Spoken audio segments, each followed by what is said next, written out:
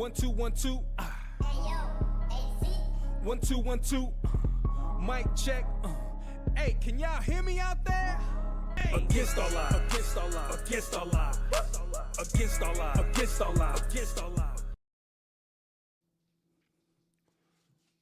All right. It is Sunday night. It is Rocked On Detroit Lions, and man, I decided to jump in even though I'm extremely exhausted tonight. Long day coming home yesterday. All I wanted to do was relax. Couldn't do it. You guys know the drill. I had to catch a flat tire in Chicago as I'm screaming FTB out the window as I'm passing. Yep, someone popped my tire. They had to have. Had to be one of them Chicago Bears. But anyway, did Brad Holmes paint a target on his back? There is a certain collection of this fan base that is pissed off with a capital P. Probably 3 P's in a row. P, pissed off. Like they are PO'd that Brad Holmes did not take an edge rusher. I thought it was going to be Tyleek. It was Tyleek. I'm glad it was Tyleek.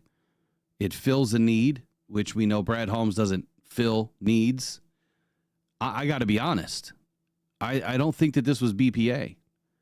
It may have been BPA on his board, but I feel like he filled the need. It was BPA with filling a need. And I kind of said that a little bit before the draft. But before I get off and running, we do have Riley with us tonight. So let me get Riley in here before I get off and going. Riley, what's happening, man? What's up, Will? I'm ready to go. You know, I was listening last night, and I think Eric or somebody in the chat asked you, what's the schedule for the upcoming week? I think you said, I'm for sure going to take Monday off, and I'll probably take maybe up to the whole week off. And then a couple hours ago, I got a message from Will saying, hey, you ready to go on live tonight? So I was like, dude, let's do it. I was up at the hospital. My nephew Lincoln was up there, and so he'll be okay. He's a tough kid, just something going on with his hip. But I actually was talking to my family about how awesome I thought you and Eric did at the draft. I'm just so damn proud of Rocked On and everybody that was there participating in the chat the whole night through. And then I was like, oh, speak of the devil, here's Will right now. So I guess we're going live tonight. So I shot home, and it was let's rock and roll. Let's do it. I hope your nephew's good, man. I hope he's all right. Yeah, he'll be. Yeah, so it's kind of crazy. Like we get there and I'm looking at the sheet. I'm trying to find out. Oh, I got to go grab something. I'm trying to find out where we're at, and I see Roundtable Sports there. The name, I see it on the list, and then linked up with Dosa Dion. He was there, doing some stuff with Roundtable Sports. So it was kind of fun, right? You actually have someone that you've watched from afar, haven't communicated with, and then just had some really good conversation and stuff about the draft. But let me go grab something real quick. Why don't you just take it away for a few minutes? Yeah, awesome. Let's go with let me do some hellos to everybody in the chat. Let me get this other window pulled up and see who we've got. Full State Farms, Trace, as always, Estella Evans. Or Eves, sorry, my eyes are getting worse. King SJ, Mike P, Gina. Let's see, move this over here. Am I missing anybody? Ornery, U of M Dad, Attila the Hun, Mike P. I think I got you. Jay Cruisin, a bunch of the familiar names. Carlos, good to see you. And let's see, if I missed you, give me a shout out. King SJ, what's up, my friend? Thank you for tuning in.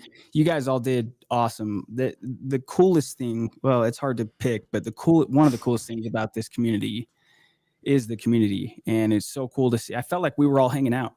Will and Eric were just at the draft. They were the representatives there. They were in Green Bay, but I felt like I watched the draft with a bunch of friends, and I'm just so honored to be part of this, and it was so cool to see everybody there and get everybody's takes, some emotional, some happy, some lukewarm, but we'll talk about all that for sure. Remember, Brad doesn't take guys that they're lukewarm on. But this is where we were, Radio Row, number 4. Yeah, that's awesome. We were in section 4. I had to snag it, so if the NFL sees this, I probably owe you $5, but you were going to throw it away anyway. Yeah. You were going to throw it away anyway, so... Listen, man, it was great, and they treated us so well. Like they did such a good job with buffeting it up. I mean, really good food. good facilities. I mean, huge room, huge room. And I didn't get a lot of time to, break away and do the player interviews. But so right to my right is, on screen the first day to my left, second day to my right, there's a big walled off area that is all players, right? And so they get picked and then they come in to an area where they're doing their interviews. And we could have done all of that. We just didn't. Next time, right? Next time we'll be ready for it. And we're going to, obviously level it up quite a bit next time, because the on-field interviews, when we were on the Play 60 field and talking with all the players, I missed out on a lot of the questions that, that I asked, as far as like my camera not on or my mic not picking it up. So I'm going to step it up next year with some different equipment, some boom mics and some shotgun mics and some other things that, I could just have ready to go, Yeah. I figured, going into it, I figured that would be the case. And, and the first time you really do something, you're always going to think, man, if I knew then what I know now, but hopefully I get the opportunity next year. I can come out and offer an extra set of helping hands and, be there. Cause I know I literally told my sister Brandy this a couple hours ago. I said, Will's the kind of guy, if we just get the people and have enough people, and we've got great people. I was just alluding to that. There's no limit to what can be done. And so, man, it was so cool. I know I was texting you and Eric throughout a little bit, and I know you guys were busy, but I'm checking Twitter. I'm seeing, damn, these guys are talking with Terry on Arnold, and none of it was a surprise, but it's cool to see. It's cool to see. I know when I interviewed you, Will, this whole thing was just something that you were always kind of passionate about doing. You gave Megan a heartfelt shout out during the show for allowing you to pursue this. And I just think, man, it's so awesome, because I feel like you're doing what you should be doing. The support system is what it's all about. And matter of fact, even take it a level deeper. It's, the Paul Farrington show is 2 tables in front of us, guys that I've been doing some work with over the past, season, or off season at least, but even last season. And so it's cultivating all of these relationships, right? The roundtable guys, plan on having conversations with them this week and dose, hopefully some more collaborations, but bringing him in for a second to kind of give us his take on the Tyleik Williams pick. And, I think that's where we'll start tonight is pick 1. So I did a video. I tried to throw a video as quickly together as I could. I knew I had some gold in there somewhere, and it started with the draft. So I was at the draft, and if some of you remember that video that I did, or that live stream that I did, talking about the players and who I loved that day. And I had my little book, right, where I was taking all my notes, and I had Tyleik Williams at the top of my list. And it's funny because when I was talking to the Scortons who were right there, and, they were saying, well, who did you like today? And I said, man, Tyleik Williams is at the top of my list right now. And they kind of gave me that sideways look, like, really? And I'm like, yeah, for defensive tackle, like he's at the top of my list right now. And it was just the way that he moved on field. And it's not because he's a Detroit Lion. Am I saying this all over again? That's what I said 2 months ago. There's record of it. There's record of it. Yeah, exactly. We have the receipts, and we're, I'm going to do my best to try to cash him in. I don't know what I have to do to get people to believe, to get people to subscribe, to get people to understand that, like, this is not about narratives to me. Like, this is not about driving a narrative like we have to have an edge rusher. That's not a narrative. Or that Aiden doesn't have help. That's a narrative. If Brad Holmes honestly felt that Aiden Hutchinson needed more help than what he has right now, he would be in Detroit. I think we understand that about Brad. He has never been shy. He's never been shy to bring good football players in. And I think what you saw this weekend is sticking to what Brad knows best. And that is, the trenches are always the most important piece of your football team. Our offensive line is getting old. Believe it or not, they are getting old. I know that 27, 28, 29 years old doesn't seem very old. Now, Penei Sewell is on the younger side. But the guys like Taylor Decker, getting old, right? He's getting older, and you're starting to see a little bit of his play kind of, fall apart a little bit at times. Still pretty good left tackle, but he's not. I don't think he's as elite as he used to be. maybe this work with Giovanni Manu this year is going to help facilitate Manu to be ready at some point. Or maybe next year our first pick is a left tackle. Who knows? But Brad, what I'm trying to say here is he made the right pick at the right time for that he feels is going to help facilitate a team that is ready, right? For whatever happens, that it's ready. Now, again, he didn't take an edge rusher. Why? Here's what I'm hearing. I talked to a few people on my way home. Had a few good conversations about why did Brad Holmes not take an edge rusher. I mean, I, for one, was a little bit baffled. I mean, did I not say before the draft, even when I interviewed Daniel Jeremiah, I said, there's going to be a log jam at 28. Do you agree? He agreed, right? He agreed. I knew that I didn't know. I felt that there was going to be a log jam, that some of these really good edge rushers, pass rushers, defensive ends were going to be there. And they were. And Brad looked the other way. Why did he look the other way? Because I'm not trying to discredit you as a fan and your opinion. Like we all have our own opinions. But I think what has happened is some fans are listening to some individuals that just cry about one position. Mm-hmm. And that's what they're listening to.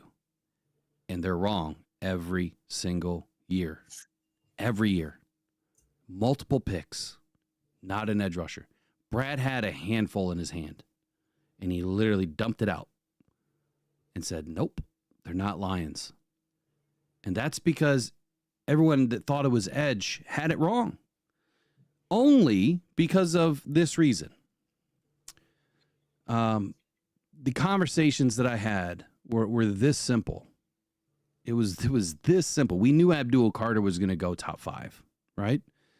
After that, you have Mykel Williams. You have Jelon Walker. Who's the other ones? Shamar Stewart, which, again, I said was going to go to the Bengals. I thought that was a perfect spot for him to go. I figured the Bengals were going to take an edge because of this whole mess with Trey Hendrickson. Mm-hmm. And then, so you have Jelon Walker. You have Mykel Williams. Whether or not we want to believe that James Pierce was even a possibility. And then you have Shamar Stewart. So you have those 4 guys that went before pick 28. And what happened is the New York Giants, they move up to get a quarterback like I thought they were going to. So they move up to 25. And then the Falcons move up to take James Pierce. Now, the funny thing is the Falcons and the Giants, according to people that were around the scene, the Lions turned down the trade backs. So that would have put, if the Lions would have traded with the Falcons, I think the next pick would have been at 46. Had they traded with the Giants, their next pick would have been, 33 or 34 or something like that. You probably still would have been able to get Tyleek, but they would have gotten some incredible draft capital back. But the whole point of this conversation, we're going through this scenario, and he's basically telling me, look, the 4 main guys came off the board. I don't think it was ever going to be James Pierce. Mm-hmm. But any of those other 3 guys, Shamar Stewart, Jelon Walker, or Mykel Williams, had a real chance of becoming a Detroit Lion. So it's not so much that it's that he didn't want an edge rusher or didn't value edge rusher. I think that if it's BPA for Brad, then yeah, some of those players would have graded out better than Tyleek Williams. But the real issue here is Alim McNeil, and that he's out for the first 3 quarters of the season. We already have an Aiden Hutchinson, right? We already have one. And he's supposedly going to be good to go. So why would he waste a pick on an edge rusher when we're missing a defensive tackle? An extremely good defensive tackle. And we got an extremely good defensive tackle in Tyleek Williams. Yep, he's a rookie. And not all the time do rookies have a really big impact in their first season. But this is a guy that can. And especially next to DJ Reader. And you have Levi Onwuzurike who's able to step in as well. And he'll probably be the starter from day one until he's not. But Tyleek Williams is kind of that in-betweener. He has the weight and the size and the girth of a DJ Reader, and then he also has the speed, the intelligence, the get off, the hand fighting techniques of an Ali McNeil. He's a perfect split. So again, if Brad knew or thought that it was edge rusher only first round, no matter who it is, I got to take it, whether it's Landon Jackson or anybody else that's available, he would have done it. But he didn't, because he knew that there was a bigger issue facing this team. And I feel, again, I'm not calling Brad out, but I think he chose a need here. Yep, could have been best player available at that moment. But if he really felt edge rusher was the answer, he would have done it. Flat out, he would have done it. Look, we got a good one. Tyleik Williams just moves different. And once he's inserted into this team and into the training program, he's going to get even better. This is a guy that in year 2 is going to be turning some heads. In year 1, he's going to turn some heads. But in year 2, this guy's really going to be turning some heads, because he's probably going to be a starter, and DJ Reader's probably no longer going to be a Lion. They're not going to be able to pay him. So what does this mean about the other side? Now, remember, Brad said he's never done. He always says he's never done. Now, we had a conversation over the weekend. I can't remember who brought it up. So I think it was Steen. Steen in the chat brought it up. Said something about Zadarius Smith. And I said, yeah, wow. I didn't even think about that at the moment. But now that I'm thinking about it, maybe there's a handshake deal between Brad and Zadarius and the agent that he's coming back. Maybe there's some things that we don't know, right? Just like the trade that started off the day that nobody knew about.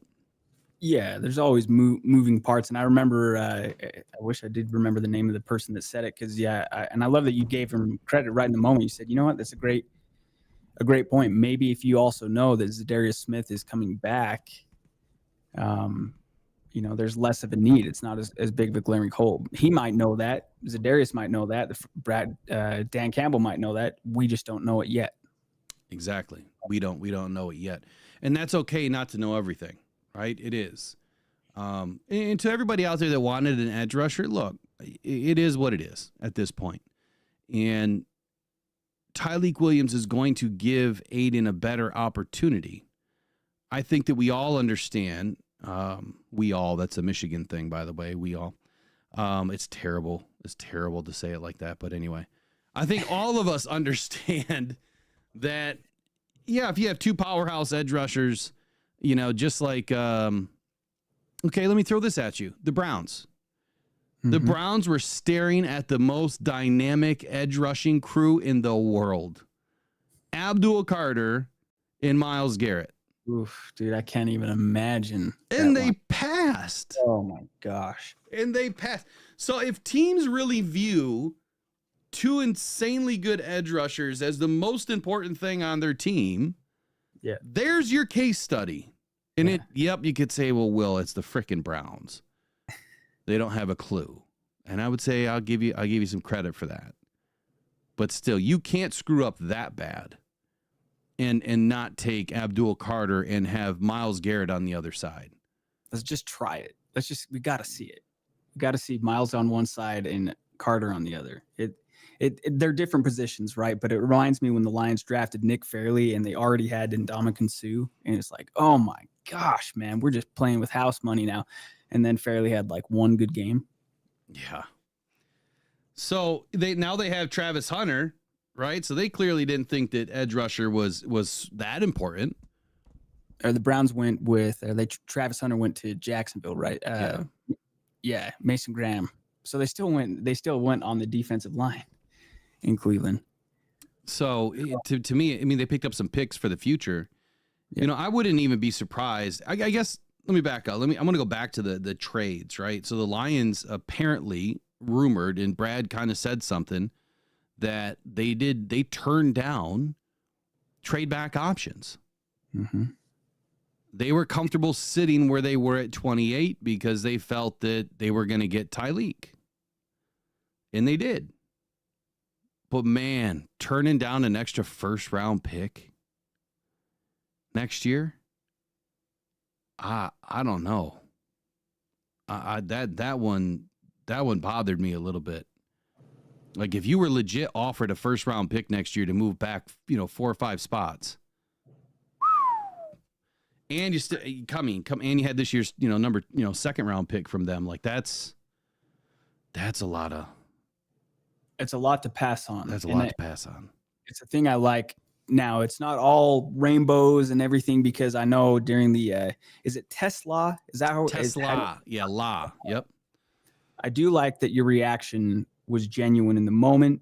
I mean, it always is, and Eric's is too, right? But you asked a couple questions a couple times, and that's one of them. And the thing that you said is, did we really need to give up a couple thirds? Not to jump ahead to that, I'm sure we'll get to that, but to just, are you sure that this player that you are so set on having wasn't going to be available in 3, 4, 5 picks? And then, as you said, we'll never know, right? We'll never know what that offer was. We'll never know what the trade was that, if the Lions could have grabbed an extra first rounder in there. But every play that Tyreek makes, man, that'll soothe that. But it's a 15-2 team. And I keep coming back to the main thing that you kept saying, Will. If we go into this draft and we come out of it with 3 or 4 really good football players, we win. Job's done. And if I told you that in January, if I told you that in October, if I said, hey, man, we're going to finish 15-2, unfortunately, we're going to have a bunch of injuries, we're going to lose the first round, but in the draft, they're going to go get like 4 players that they really, really, really love, then you would say, okay. You're nuts. Yeah. Right. But you know what? The reason why I said that, and by the way, that was back. Was that the first mock draft that I did? That I think I said that when I see the Lions doing this, given the trade scenarios that I was going to do later on, I simply said, look, if they end up with 3 or 4 really good players in this draft, don't be surprised. Don't be surprised that Brad gets in and gets out, gets his people and gets out, because of why? The number one thing, the main thing is the main thing. Brad brought back the same damn roster from last year. We have the same team. It's incredibly difficult to already make this team. No 6th, 7th round picks are really going to make this team. Now, what's Hassanin? I can't pronounce his name. Ahmed is probably going to make the team. He has a real shot at making it. I'm not saying that he can't. I think that your typical 6th and 7th round pick are probably not going to have a chance. And I think that's evidenced by the fact that you bring back the same roster. You essentially went in and got 3 picks in this draft.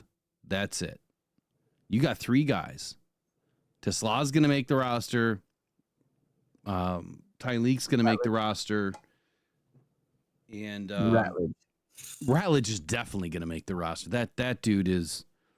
He was the second highest guard on my list. And I apologize that we couldn't get everything up on screen that I wanted to. The Bluetooth issues. And like Eric said, as soon as I get home, I won't have any Bluetooth issues. Sure shit, I don't. So it was whatever that was going on in there. So there was a restriction. We had a frequency restriction because the NFL had to make sure that all of their stuff was happening, right?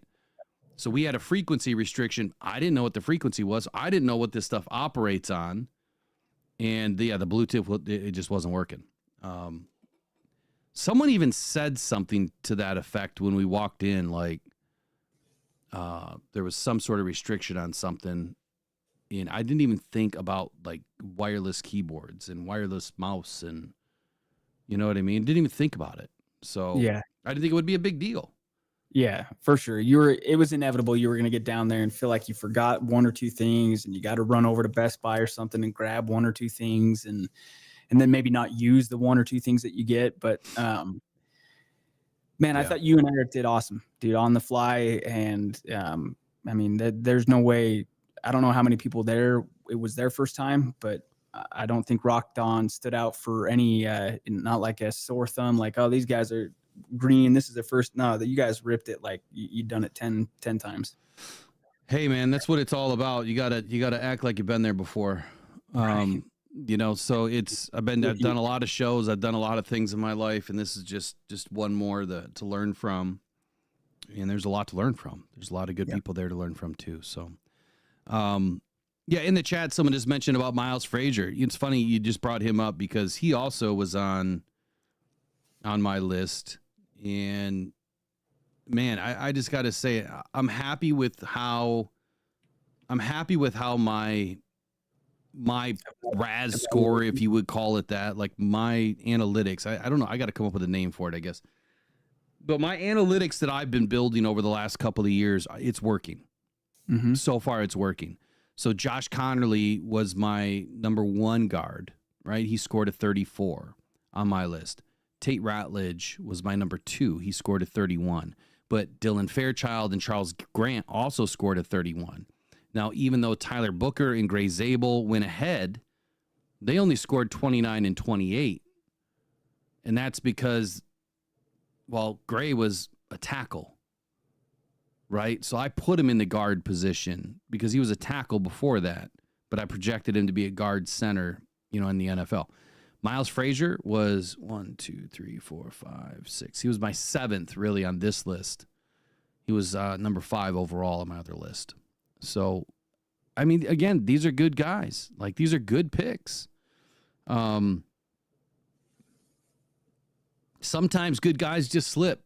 And Miles Frazier, he's coming from LSU. He's just going to be another dog, man. Has developed a relationship with Tate Ratledge over the spring, working out over the spring. And it's good that you're walking into the same team, with a relationship. Did we grab 3 guys from Georgia? Yes. 3 guys from Georgia. It's like Brad's only swimming in one pool now. It's like, I'm going to go swim in Alabama one year, and then I'm going to go next door to Georgia. Where's he going to be next year? I don't know. We'll have to take a look and see what school's doing good in the South, I guess. He's like, hey, man, you got any good teammates that you want to bring with you? Tell me who I should talk to. I'm going to throw this in the chat. I got to figure out if I can do like a formal kind of a poll kind of a thing, but just like to ask the chat who their favorite pick was. And it's a unique draft because, man, if you look at like the Branch and Laporte, how the hell was that draft? Like Branch, Gibbs, Laporta, Campbell.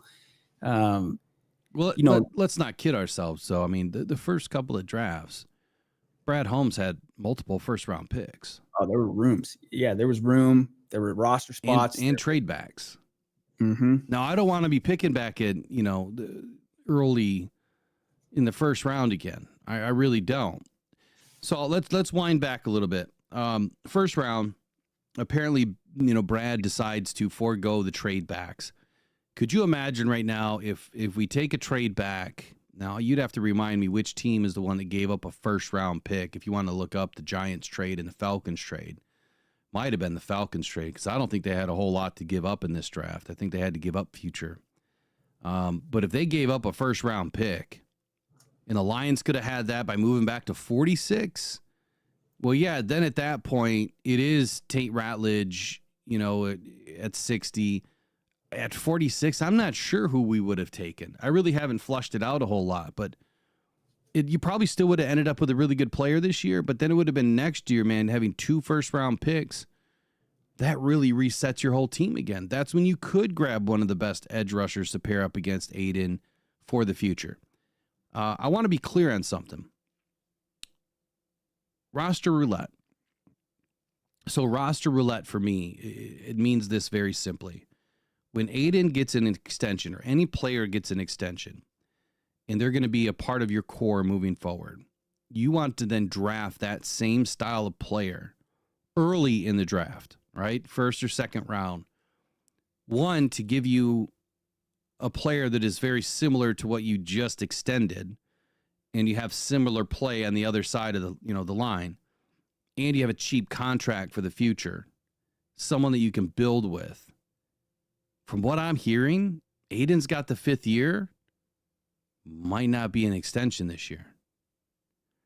So if that's the case, that's also part of the reason why they're not doing edge rushers this year. It might be next year. So if Aiden doesn't get an extension, clip this because it may come back to bite us, right? If Aiden does not get an extension this year, then you have your answer. That the extension is next year and edge rusher is next year to backfill that roster spot. Now, I kind of love that Brad said after the draft. And I didn't know if he was taking a shot at people like me, but I do a lot more than just stats and analytics and all that, and that's what Brad was. We'll bring it up. I'll do at least one show this week in the morning, but I plan on doing some night shows. Brad brought up the fact that, yeah, you can do all these stats and analytics and talk about all these things, but you have to look at the tape. You can't just look at stats and think that you know what's going on with player, right, or team. You have to look at the tape. And I do it all. I look at all, 3 or 4 phases. I'm not a, professional at it just yet. Like, I'm not an elite scout like these guys, but I do enough to be dangerous. I think it makes sense that if he's really not getting an extension this year, maybe Aiden's going to play ball. Maybe Aiden's playing ball with the team. What do you think, Riley? Do you think Aiden's playing ball and just going to let us try to do what we can and manage our money and get him taken care of next year? I think so. I think if anything, Brad Holmes would probably like you if he sat and had a conversation with you. And I do think that the energy and effort that you put into it, I would say, is on par with the best of the best that do this. One thing that you said during the show was that phrase, maybe Aiden will play ball. You said it a couple times and it resonated and it kind of stuck with me. And I thought, okay, maybe that's what it is. They've got to see him on the field. Rod Wood came out, said, I assure you he's going to be part of the, long-term plans. They're not planning on having him going anywhere, but you need to see him on the field before you agree to a number. Yeah. We're definitely going to see Aiden on the field this year, and maybe that's the conversation. I mean, look, Aiden's not making pennies, okay? He's making really good money. What does he have, a $30 million contract that's fully guaranteed, and you just added another 20 to it next year? So, yeah. I mean, he's set for life no matter what. That next contract sets the next, 10 years of his family, or 10 generations of his family when he gets that next contract. But everything that he's doing now and the money management or, businesses that he's getting involved in, that's going to set up generations of his family as it is. So it's not that he's making peanuts. Like, the guy is making good money, but at the same time, you have to look at these things like what just happened to him last year. What if that was a career ender and you were waiting one more year for that extension? Those are the things that are in the back of your mind. And those are also the things that are in the back of the Lions' mind, the organization. Right. Like, what if we just handed you this giant extension and that was a career ender? Well, yeah. Now we're screwed, but they're going to be buying insurance from what we understand. Brett made a good point. Brett Lighton made a good point here. He said he thinks that the Bills were going to be taking Tyleik Williams at 30 no matter what. So that tells you that teams had, some good grades on Tyleik Williams. If Brent is correct, that there was another team that would have probably taken Tyleik before the Lions had an opportunity. Yep, and I can at least vouch that I did see the same report that it was. I think it was Tyleik himself that came out and said that he felt pretty good that he was a first-round pick because I think he felt his floor was Buffalo, and you imagine that's probably some intel from the teams telling him, there's no guarantees. But Buffalo probably had a pretty good feel for him. Hey, if you're on the board when we're up, you might be becoming a Bill. Yeah, Jomo Lion King. I'm not sure what his statement or her statement is in there. Dangerous is the problem, but keep up the good work. I'm not sure what that means. We're dangerous over here. We're dangerous. Dangerous. I don't know, man. Like I said, it's I feel my knowledge of football is increased so much just since I happened to stumble on this show last year in September. And I'm so excited for the rest of this offseason and the upcoming season to be part of it, because Will was doing this all season, kind of breaking down, each game, kind of how things would go. And there's so many variables in football. And I was thinking of that during the draft too. It's like, man, this is like an adrenaline, like drug, right? Where it's just, are these guys trading? What are you hearing? What's the rumor? They like this guy. No, I heard that they don't like this guy. And it's just constant, nonstop. And then at the end of it, most everybody feels like their team's better today than it was at the start of Thursday. And, it's just, it's so much fun, man. All right. Hold on a second. So are people having some issues with the stream? I saw earlier there was a little bit of buffering, but you'll have to let us know, chat. Oh, we got 128 people in here watching. Appreciate everybody being here. I'm keeping an eye on the YouTube feed. Ornery says we're good now. I think we're rocking and rolling, but let us know. Yeah, let me know, because I have Charter Spectrum monitoring the stream right now because we've been having some issues.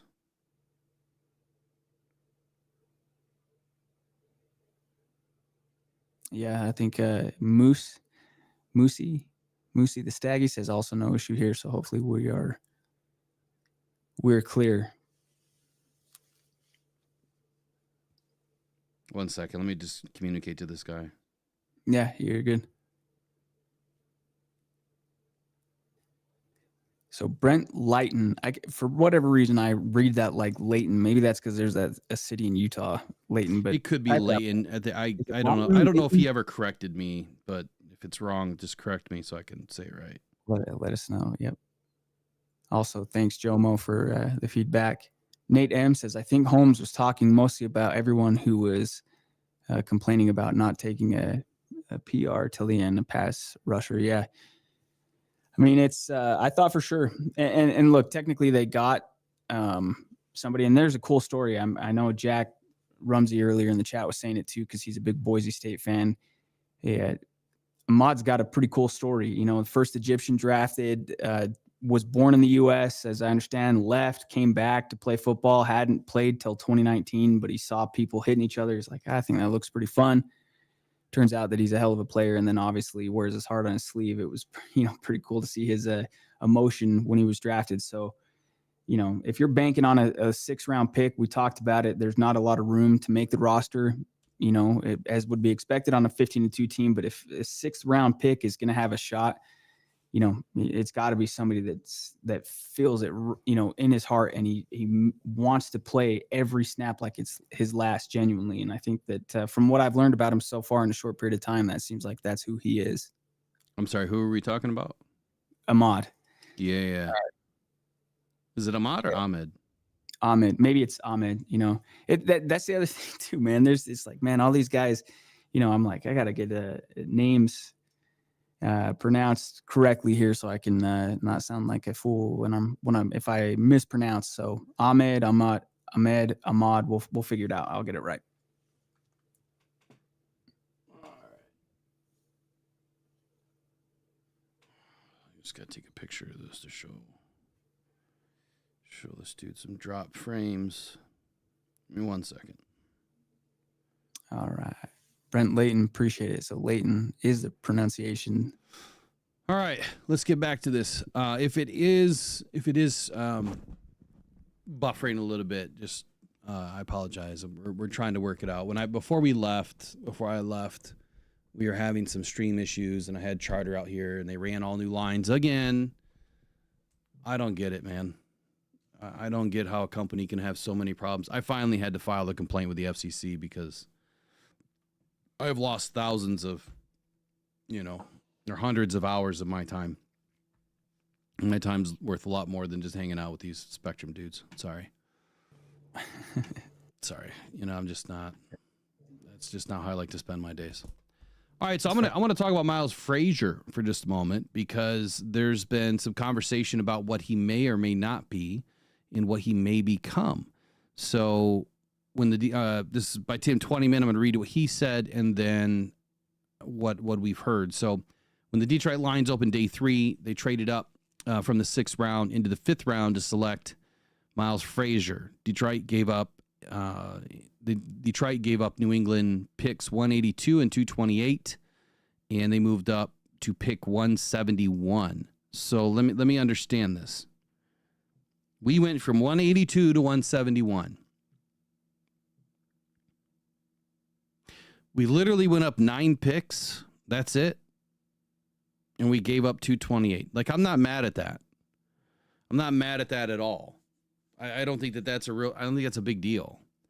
But anyway, Frazier was a 3-year starter at LSU, primarily at right guard, but he did take some snaps at right tackle and left guard too. He was the backup at both right tackle and left tackle. And he told this to reporters via Zoom after the selection. Frazier is coming into a situation with the Lions where he already knows the expectations and high standards that will be expected of him in one of the best offensive line rooms in the league with 3 Pro Bowl or All-Pro starters. Frazier was a college teammate and friend of current Lions defensive tackle Mekhi Wingo, who the Lions selected in last year's draft. Quote, I know a lot about the Lions because my former defensive tackle at LSU, Mekhi Wingo, would talk about that O-line, specifically how dominant they are in practice and in the games, and how they are one of the best in the league, Frazier said. I just want to be a part of something greater, and I'm ready to compete, honestly. It's a great attitude to have, man. Frazier did not allow a single sack last season for the Tigers in 13 starts. In fact, he allowed only 4 sacks in 3 seasons as part of LSU's what they call bomb squad offensive line unit. He's also proved to be extremely dependable during his college career, playing in every game the last 4 seasons. 3 years at LSU and 1 at Florida International, which he amassed 3,200 snaps total, making 51 starts. He also went on to say something that I also said earlier, that at the end of the day, competition breeds success, and I just want to go and be around the best so I can be the best. He also mentioned how he's been hanging out with Tate Ratledge here in the offseason, getting ready for the draft. Now, the other thing that we heard is that it's possible they're going to try to slide Miles into center. Now, if he didn't play center in college, I'm a little bit curious as to why they would want to slide him into center and to start learning from Frank. I really don't have an answer. Like, I really don't. I don't know why. I want to look at something, though. I think he has shorter arms. Yeah, there's a level of, I guess, obviously they're confident in the coaching. But yeah, to trade up to get a player and then move his position, it's, it is a moment to kind of stop and do exactly kind of what you're doing now and just kind of thinking through the why behind it. So he does have 32 3/4 inch arms. So if he's going to be a guard, he's fine. Like, he's right there. I would prefer a guy with 33 inch or 33 and a half inch arms or better. He's close. I think he would fit, as a center at 6'6", though. That's a big dude. I can't remember how tall Frank is. Is Frank 6'4", 6'5"? I can't remember. Let me double check real quick. It'd be interesting to see what they do with him. If they do move him inside, that'd be interesting. If they move him inside to center, but from what it sounds like, is he's kind of a utility man or a utility prospect at this point, where he can kind of play, the middle and the left side. So I think it's gonna be a great pick.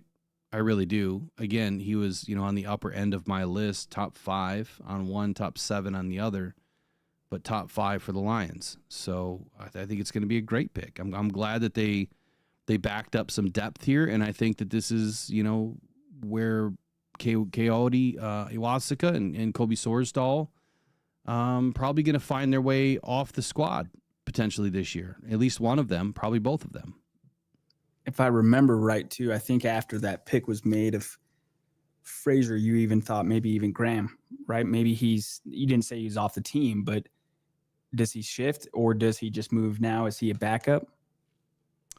All options are on the table, it seems, with him. See, for me, I would love to see Graham go back to the right side. Mm-hmm. He had a much better year there. In 2023. He had a much better year there. So I would like to see him go back to the right side. But they'll have a plan. I mean, obviously Brad is understanding to the fact that you have to get younger at the position, and you have to get younger, but these guys also have to be ready. So grabbing them, maybe it's a little bit early, maybe it's not. Bringing in a couple of guys with this type of quality of football player, especially with Tate Ratledge, who's going to be an absolute dog for us This guy is a road grader. I mean, his mullet will just clear out a couple of lanes by itself. So I'm all good with Tate, man. I'm excited about Tate. Yeah. I got to get me one of his jerseys when they come out. Yeah, I don't know if you've got a segment in mind or plan, but I was going to ask you, man, because you were excited about that pick. The cool thing was once you realized that the Lions traded up, I remember I think maybe you had stepped aside, but you came back, you're scrambling, okay, well, what's going on? And you just in real time kind of went through the process, naming options, and then it's got to be Ratledge. It's got to be. And then when that pick was made, I was really curious to know.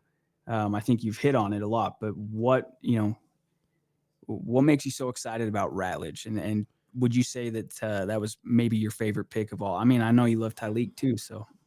Well, let's just put it this way. I mean, I was more happy that I was able to talk it through and get it right. So when we're there, we have TVs, on both sides of us.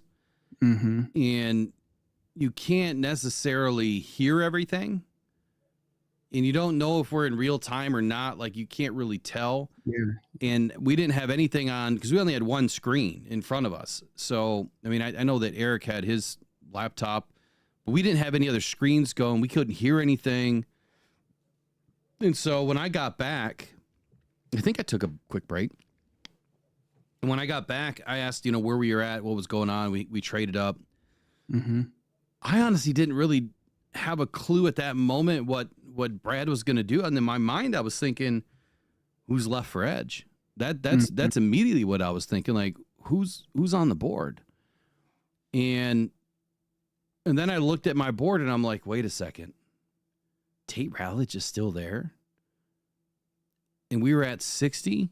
We were that close? Nah, we can't really be moving up just to get Tate. That's what I'm thinking.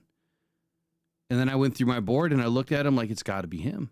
It has to be. Like, you do not let this guy walk. You can't. And we knew that the Lions were, well, I say we knew. We knew that there was a high likelihood that the Lions were going to address the offensive line this draft. Mm-hmm. And with a guy like Tate, who is in my mind the best pure guard in this draft, and I say pure because there's going to be some tackles converted. He's the best pure guard in this draft. And the Lions had an opportunity to get him. I mean, that's like getting your Penei Sewell at right tackle or left tackle. They just got their interior guard for the future. This guy is going to be incredible. And the way that Mahogany played last year, no discredit to him, but, Brad said it's small sample size. We don't know everything yet about Mahogany. But wouldn't it be just a really great problem to have that you just have some extra linemen that are really good? I mean, Injuries are happening left and right, so you need some guys that can just walk right in and not skip a beat. Yeah, come week 14, 15, getting closer to the playoff push too, or maybe you have an end of the season game that, is for the division. You got to have, depth. But that was really cool because, Ratledge is – I've followed this draft, and I've always followed drafts closely. I feel like I knew a lot of the names. This year, I just being, on in the morning show and following closely your work, I felt pretty familiar with these names. Ratledge was a name that I'd heard. And then to see your reaction, it kind of stunned me for a minute because, yeah, like you said, we didn't know it was going to be addressed. But if you asked me before the draft, is it going to be addressed in round 2 with the trade up? And round 1 wasn't an edge, I would have said I doubt it. But so I'll say this too. There's 2 things that I really love about 2 of the players that we got. One, Isaac Tesla shows up to his interview with a Lions jersey on. Mm-hmm. And Brad Holmes, I guess, said something to the point of, so you're pretty confident, huh? Like, you're pretty confident that we're going to select you. And then the other thing is Tate Ratledge got a lion tattooed on his forearm about a year ago.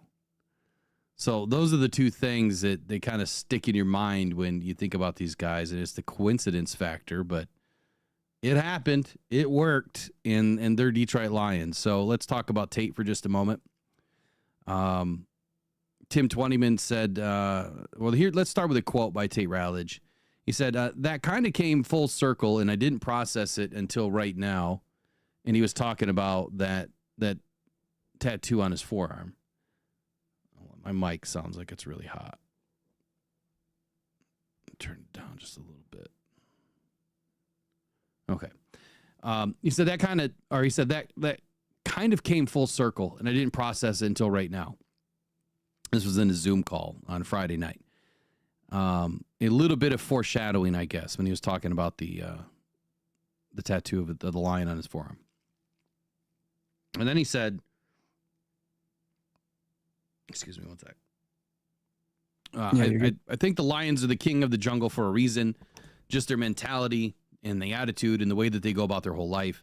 I think that that's just something I attach my lifestyle to, just that mentality of never satisfied and never quit. I think that's something that ties into my life and the way that I play the game. It's a pretty good quote. I must have talked a lot this weekend because my vocal cords have had it.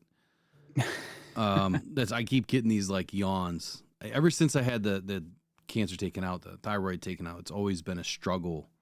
Yeah. We've talked about it. It's always been a struggle. So the Lions traded up 3 spots. I'm not going to lie. This one shocked me. We went from 60 to 57. Mm-hmm. The Broncos traded pick 57 and 230 to the Lions in exchange for 60 and 130. That was a bit of a shocker. So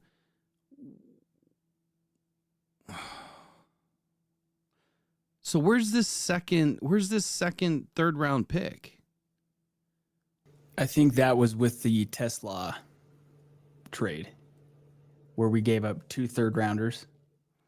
But I thought when this pick was announced, it was announced that we gave up both picks. We gave up both third-round picks next year. That was the Tesla. Was it Tesla? Mm-hmm, because it was with Jacksonville, and I'm still waiting for my buddy to tell me. Oh, no, you're right, because this is where we gave up a 4th-round pick. Yeah, there's a lot going on, man. There is so much going on with everything you're covering. Because the other thing, too, is that you weren't just covering and getting, these Lions picks accurate, but for a lot of the other teams, too, it's pretty cool. I think you had like 12 or something for the first round. That's pretty damn good. But oh, no. I didn't have 12. Was it more? 24. 24? I had 24 out of 32 correct calls in the first round.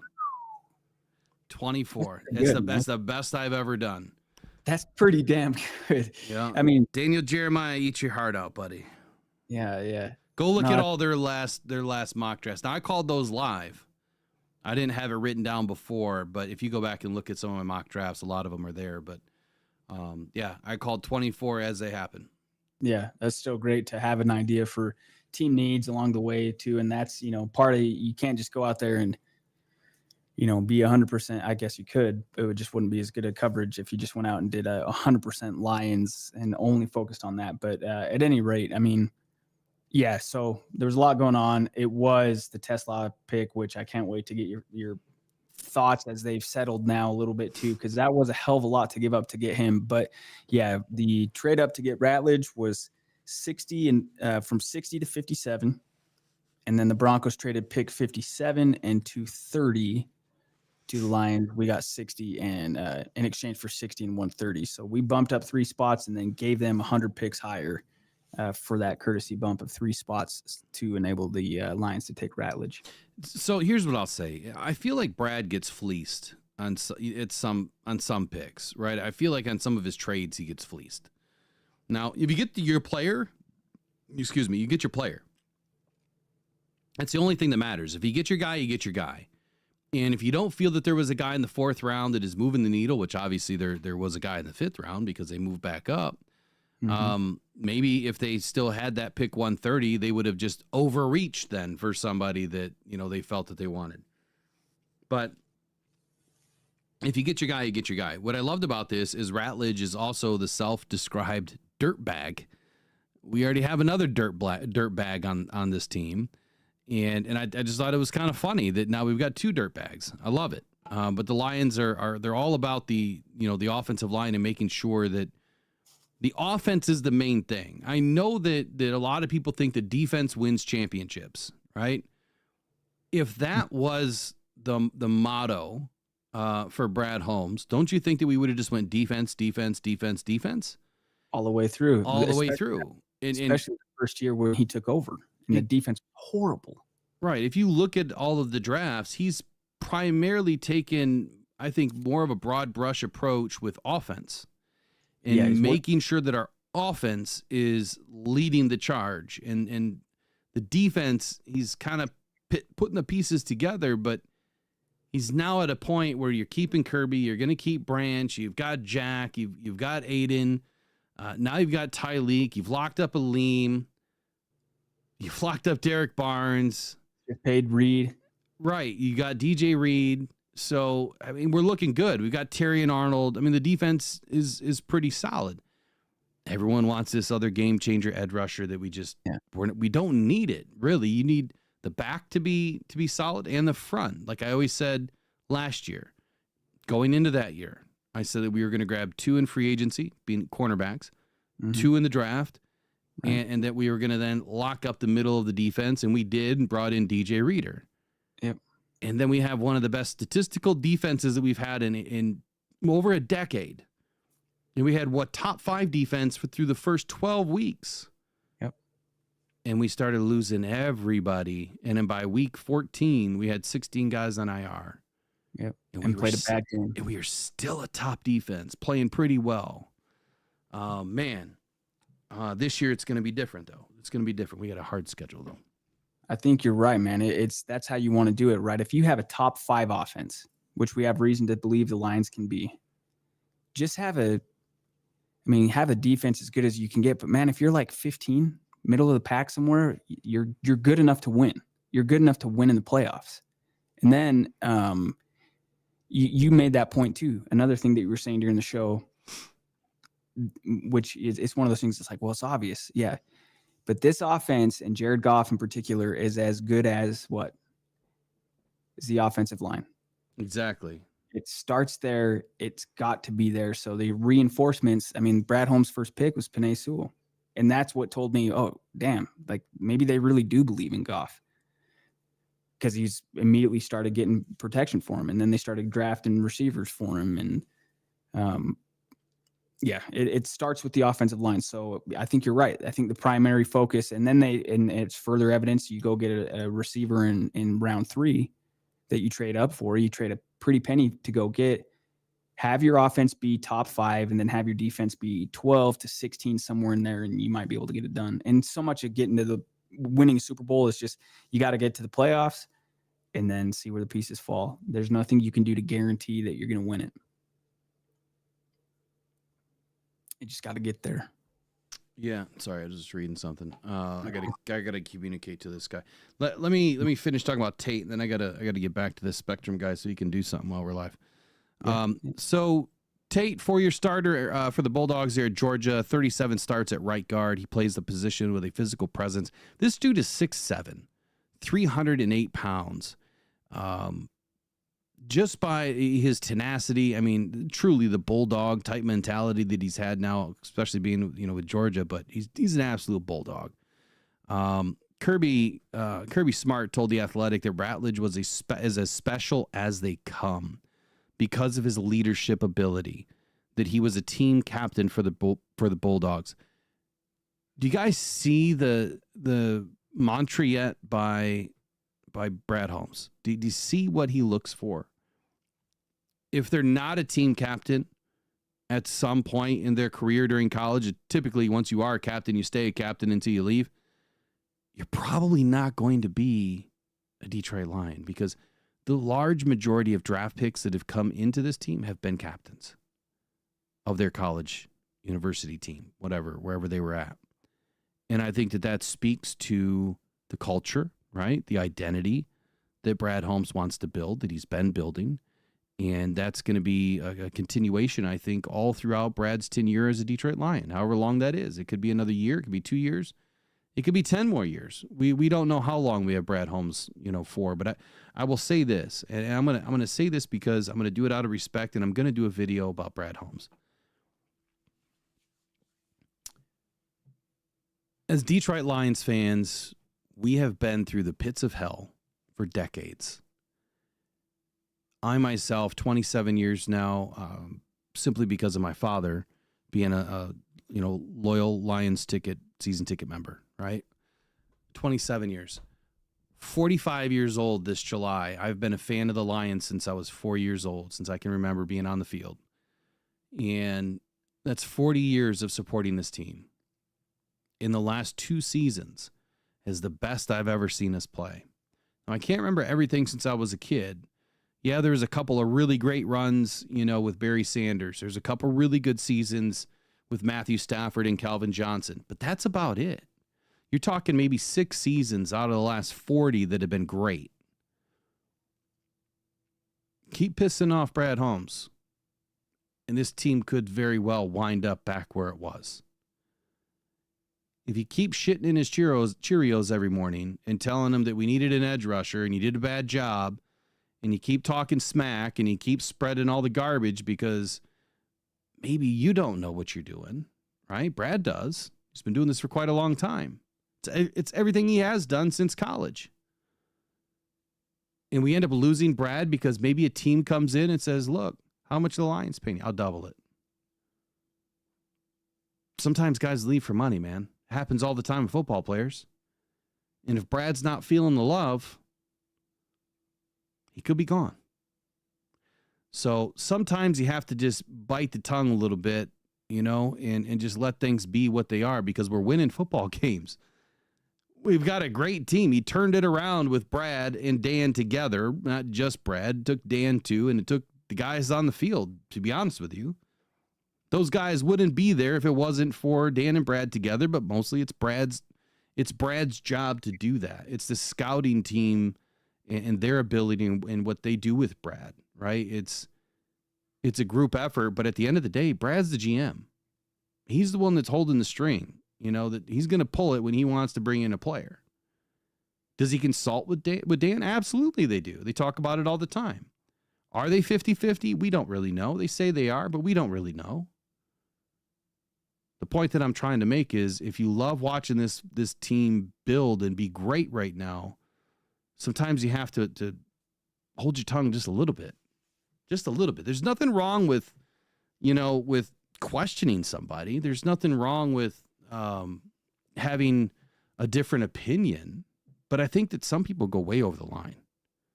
Like way over the line. And that was evidenced by some of the videos that I seen this weekend that popped out. Like, it just doesn't make any sense to me, man. Are you even really fans of the team? Doesn't make any sense. So I really enjoy what Brad's putting together. And I'm not just saying that because I've gotten a lot of picks right that he's taken. Like, I can put all that shit to the side. I love this Detroit Lions team, and I'm glad that we're winning football games. I don't want to go back to where we were. I really don't. And if I were Brad and I had, a certain portion of a fan base that was jumping all down my throat and saying all this nasty stuff, hey, the next big check that came in, I'd probably cash it. But I wouldn't want to see that happen in Detroit. Yeah, that's somebody here in the comments said, I don't want to, Bo Booth. Yeah, I don't want to find out what we, how we would do without Brad. And you'd hope that, Brad Holmes would look at it and say, I figure that's probably going to happen anywhere he goes, that there's going to be a contingent of the fan base that's, questions every move he makes. But you're right, money talks, and nothing good lasts forever. We've got to enjoy this run with Brad Holmes and Dan Campbell because it's to me, it's like I can't think of which was the better hire. To get them both was just a godsend. And the great thing is they don't feel like their work's even close to being done, I would imagine. And so the job's not finished, right? They still have work to do, and we just have to enjoy it while we have it. Because at some point, Brad Holmes will be a GM of a different team or do something different, and Dan Campbell's not going to be the coach of the Lions forever. So I know the last 3-4 years have just felt like a blur to me. And I want to, savor it for sure because, man, the previous regime was so bad. The players hated it. Stafford wanted out. All the players that left had nothing but negative things to say when it was, and that's not going to happen with this regime. These guys love playing for Dan Campbell. And I think you made an excellent point, Will, where you talk about the culture. In theory, it's like, okay, well, we want to draft the guy that was a 5-star and the quarterback and the, prom took the cheerleader to, prom and was the captain of the team and this and that and the other. And it's all good in theory, but no matter how good the coach is, the message has to be received. And the players that they're picking, they're very deliberate for. And the reason that the culture has changed so much, it's a lot of Brad Holmes, it's a lot of Dan Campbell, but it's the players being receptive to that message. So I think that's a great point that you make. And it's why I appreciate the players that, wear the Lions uniform, even those that have left and are on to different teams. And then hopefully these new guys that we just brought in, hopefully they fall in line. And I'm sure that was part of why they were made Detroit Lions, was because Brad Holmes and Dan Campbell are confident that they will. All right, so Will Carter in the chat just said Brad is building a team of blue-collar dirtbags, leader, quality, grit, character, loyal, football-loving brotherhood, deep and wide, no drama, team-first dogs. I'm loving it. And great comment, spot on. And I'm going to have to give you the... I'm loving it too, man. Look, Brad's done a hell of a job. You don't bring in the type of football players that he has and make the trades that he did to get this team started, by sending, what will be a Hall of Famer in Matthew Stafford away, who's now played another 6 seasons, won a Super Bowl. That took a lot of guts, right? I mean, Stafford wanted out too, but that took a lot of guts. He didn't have to trade Stafford. Didn't have to. He could have said, yeah, no, I'm good. But that's what kickstarted this team. It's absolutely, it is. I remember Stafford, I was watching because this was during COVID. He did his opening press conference over Skype or Zoom or whatever it was. And I don't know if anyone in the chat remembers, but, it's all right. It was like an Asian lady that was the first one to ask a question. All right, Matthew, what are you going to say to everybody here in LA? And when it cut to him, and he was listening to Dan Campbell's press conference, and he hurried and scrambled his, oh, sorry, and had to turn it off. I'll clip that and pull that later. But I was like, man, he asked for a trade and he's watching Dan Campbell's press conference. His heart, it's going to take some time to fully, go on. But I think he still has a part of him that loves Detroit, even though he's been booed like hell a couple times. But yeah, it's what could have Dan Campbell done with Matthew Stafford would have been pretty cool to see. But I digress. Jared Goff's, I'm happy to have him as a quarterback. All right, so who do you want to talk about next? You had a player in mind, at least one of these guys that you wanted to get you had some questions on or something. Yeah. So, and it rolls perfectly into what we're talking about there. You don't have to, I like that you can say, hey, all right, this one I'm questioning with Brad. The trade to get Tesla. Let's talk about it, because that's a hell of a lot to give up. Have your thoughts changed? Do you still feel like it was too much to give up? I know immediately you felt like there were other players they could have taken. You did make it clear that you're not out on Tesla. You like some things. He can catch a contested ball. But what are your thoughts now? Are they any different from what they were in the initial moments when they made the pick after making a trade? Okay, so the knee-jerk reaction live, which obviously it's out there. It's obviously out there. Was what in the hell did we just do? Mm-hmm. Was what I'm thinking right away. Like, what did we just trade? Who are we getting? And then when I heard it was Isaac Tesla, I'm like, half of me is like, holy cow, that's the guy that I pointed out, with the members and others when we were watching the Reese's Bowl. I think it was a Reese's Bowl. Mm-hmm. I get those two mixed up, the Shrine Bowl and I get them both mixed up. I'm pretty sure it was Reese's. And so I'm watching him work, man, and he's just working. And he was one of the names that I wrote down in my little pad that day. And at the end of that live session, we talked about it, a few of the guys, wrote them all down. And long story short, loved him. I never thought that there would be a chance that the Lions would get him. Hold on a sec. Yeah, you're good. Brent Layton says he was on Tesla last fall. So, yeah, it's cool seeing some of these players come to fruition all these months later. I didn't know much about Tesla at all going into the draft, and just piecing it together now and figuring, man, they've got to be sure. Obviously, they're sure. They gave up a lot to get him, so I can't wait to see him on the field. And I got a friend that's a Jacksonville Jaguars fan, and so anytime Tesla makes a play, I'm gonna need those.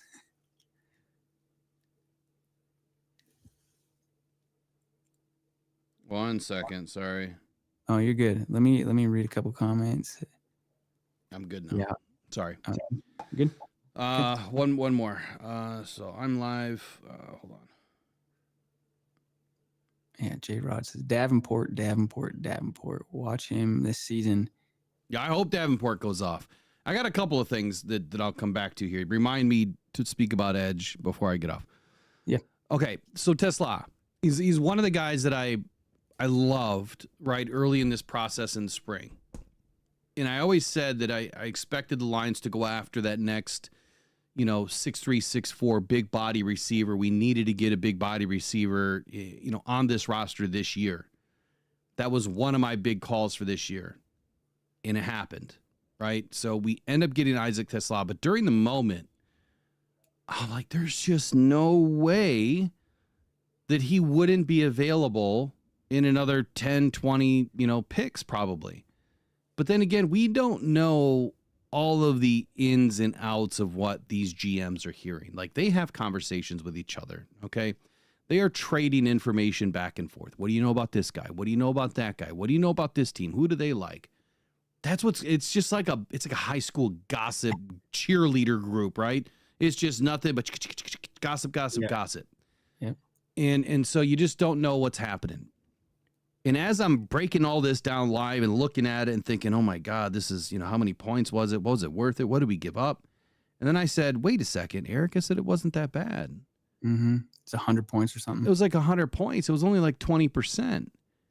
And then I forgot about something until later on that night. I'm like, wait, he traded futures. You can knock another 25, 30% off of that because a future pick is not worth as much. So you can generally knock about 25. I've seen as high as 40%, but 25 is a good low number, but 25% off of the normal value. So if it's let's put it this way. If you're constantly picking in the back of the round, which the Lions are, you're picking at 30. If you knock 25% off, where does that put that pick? If it's a late third, if it's a comp pick, it's the end of the third. Well, that's now an early fourth, right? So you knock 25% off. It's not the point value per se. It's you now take that pick and you add probably 15, 20 picks to it. It's now a, upper third of the fourth round. That's what he really traded in essence of the theory of how these, picks get valued. And so then if you really go back and you redraw it, yep, we're not picking in the third round next year. And we've got Isaac Tesla, who by the way, is an absolute dog. Like, he is a dog. I love this kid, man.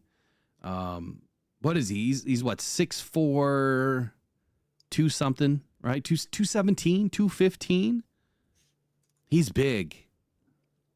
He's absolutely, and he loves to block. Like, this guy's all about it. Yeah, he's 6'4", 215. Yeah, that's a great frame. And then Brent Layton says in the chat, and I hadn't heard this, but I could see it, that Tesla evidently ran faster than Cooper Kupp or Nakua did in the combine. 4.43. 151 split, 39.5-inch vertical, 10'9" broad, 6'8", 5'3" cone, 405 20-yard shuttle, 17 on the bench press. This kid is from Hudsonville, Michigan, just up the road from me. He won a state championship here in Michigan. He goes on to play incredibly good ball for Arkansas. Yeah, his production wasn't the best at Arkansas. But this is a guy that could surprise the hell out of everybody. And now there's going to be great competition between, him and Tim Patrick. I mean, I don't think Tim Patrick's going to go anywhere, but this is a more athletic, big man that we've had in a long time. Since Calvin Johnson's been gone, we haven't had a big athletic wide receiver. Mm-hmm. This guy can run. He's strong. He's tall. He's running a 4.43 at 215 pounds. Yeah. Yep. And long legs. I mean, that's not easy to do. So his athleticism score was a 96. Yeah. Lions hit it out of the park with athleticism in this draft. And from what it sounds like, as you kind of start to weigh the value of the trade, and then I guess the easiest way for me to ask you, Will, would be, it sounds like it's not hard for you to envision TeSlaa being a critical part of a possible championship winning team in the next year or 2 years. And he could be around for obviously the majority of his duration of his rookie contract. This guy's a player that could be on the team for years to come. And then that's one less worry that you have to worry about. Your receiver room in theory could be set, obviously, depending what they do with JMO, but St. Brown's not going anywhere. And then TeSlaa should be here for the next 4 or 5 years, whatever it is. So Isaac TeSlaa, hold on a sec. That's why he had that Lions shirt when he showed up too, because he's actually from Michigan. So his whole thing about being a Lions fan is a legit thing. He's a RAS score of 9.93, which is a top 30 score among 4,000 wide receivers that have been comped with a RAS score since 1987. Top 30. Now look, stats sometimes don't mean crap, right? You have to do it on the field. And I can tell you this, his tape is beautiful. It is absolutely beautiful. It's fun. He makes mistakes like everybody does, but he is not afraid to go mix it up. He is not afraid to go block first. He's all about team. Of course, he's been a Detroit Lions fan his whole life, and now he gets an opportunity to go play for the Lions. And I think it's that type of, I don't know, he's going to be able to pull things from a deeper area. You know what I mean? The energy of the day or how he's going to play that day, or when, he needs to hit a sixth gear because the game has gone on forever and it's just been a tough game. He's going to be able to reach down and pull some of those old memories. Aaron Rodgers to have a Hail Mary. And he's going to pull that up, right? And he's going to be able to get through the fourth quarter and maybe go knock down a touchdown. What I've always said since last year, since 23, is I said, man, we are really missing that big body. And then Brad answered my prayers for a big body when he brought in Tim. And I'm like, hey, we finally got someone. Yeah, I mean, Reynolds was okay, but he wasn't 6'4", I don't believe. I think he was like 6'2", maybe 6'3". He wasn't a big body like this guy. And so last year, same thing. Like, man, really missing that big body. Tim finally gets in the game, and he's able to help. But I've been wondering, where's the big deep shots? Like, where's the deep back of the end zone shots that normally you'd see to a tight end, or Calvin Johnson posting up in the far corner? Just one-on-one. Yes, something. Where are these deep? We don't have them. We just don't have enough of them, unless it's a deep arcing shot where it's JMO's released and man. So you've got JMO now, you've got St. Brown, you've got Isaac TeSlaa, you've got Tim. I mean, you've got Khalif. Dude, you can beat teams in any way. How do you want it? Exactly. And I think that it's a little bit easier for a rookie to get inserted into making some plays on an off